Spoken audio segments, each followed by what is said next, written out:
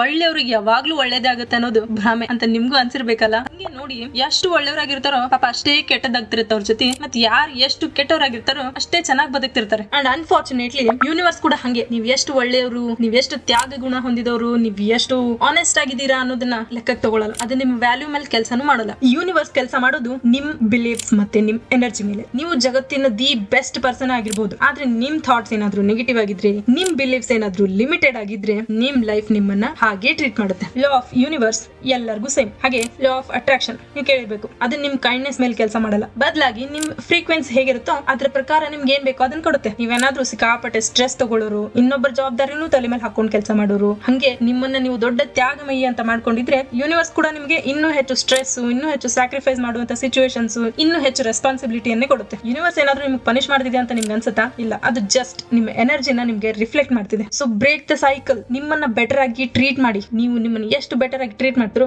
Universe ಕೂಡ ನಿಮ್ಮನ್ನ ಅಷ್ಟೇ ಬೆಟರ್ ಆಗಿ ಟ್ರೀಟ್ ಮಾಡುತ್ತೆ. ಅಂಡ್ ಒನ್ ಲಾಸ್ಟ್ ಥಿಂಗ್, ಸ್ವಾರ್ಥಿಗಳೇ ಇರೋ ಈ ಪ್ರಪಂಚದಲ್ಲಿ ನೀವು ಕೂಡ ಸ್ವಾರ್ಥಿಯಾಗಿ ಸ್ವಲ್ಪ